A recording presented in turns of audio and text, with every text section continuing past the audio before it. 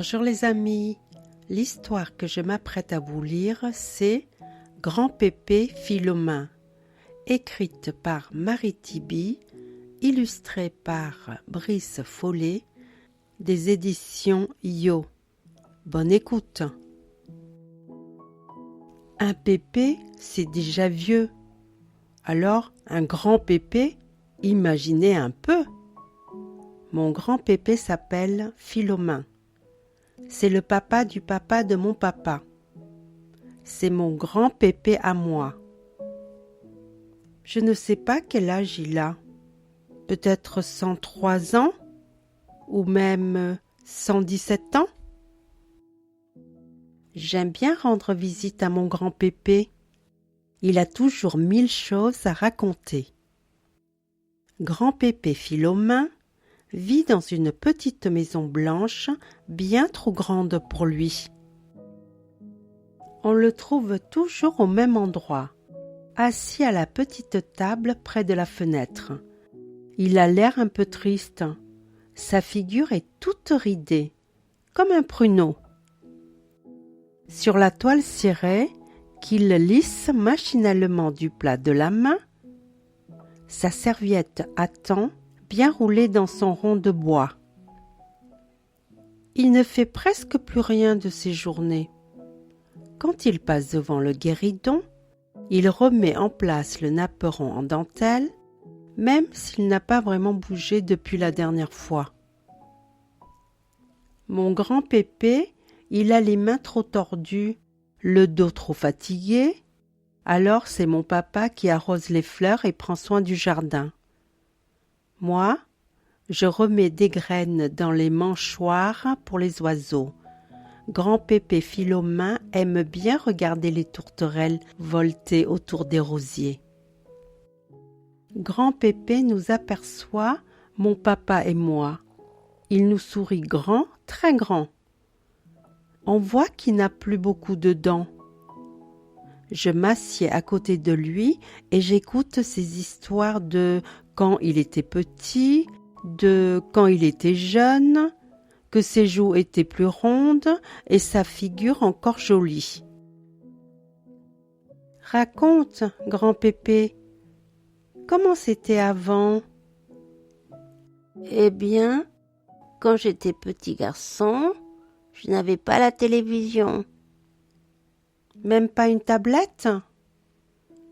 Pour jouer, j'avais mon vélo, mes billes et mes copains. J'aime bien quand grand pépé raconte l'ancien temps. J'écoute et j'imagine. C'est super intéressant. Avant, c'était différent. Pas forcément mieux. Pas non plus moins bien. Juste différent. Les souvenirs reviennent du fond de sa mémoire. Grand pépé est joyeux, des étoiles brillent dans ses yeux. Son visage ridé ressemble à une constellation. On dirait qu'on voyage ensemble dans sa tête. Et moi, j'aime bien l'accompagner.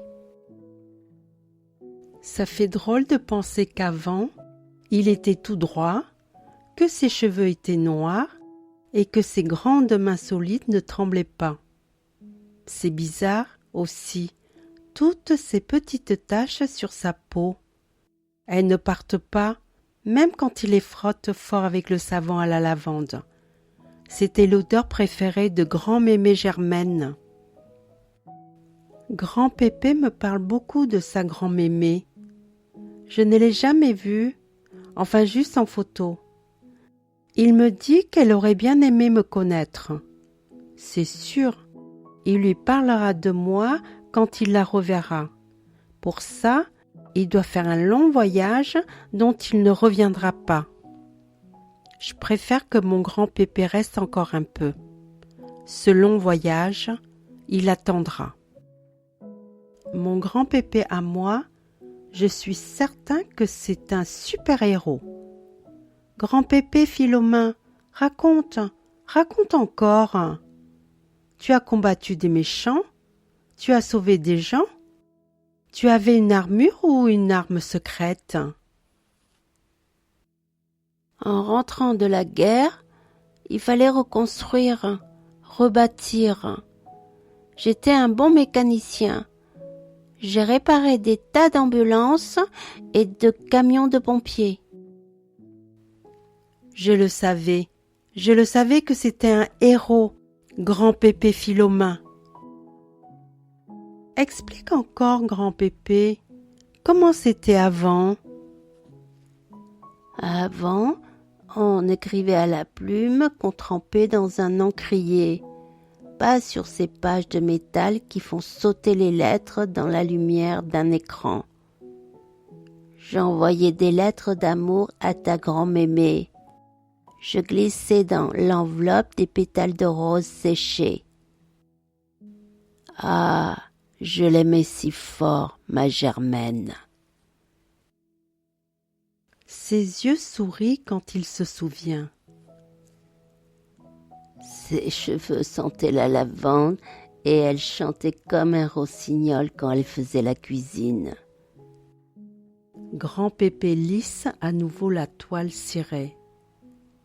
Tu sais, avant, on réchauffait la soupe dans une casserole et on réparait les chaussures au lieu de les jeter.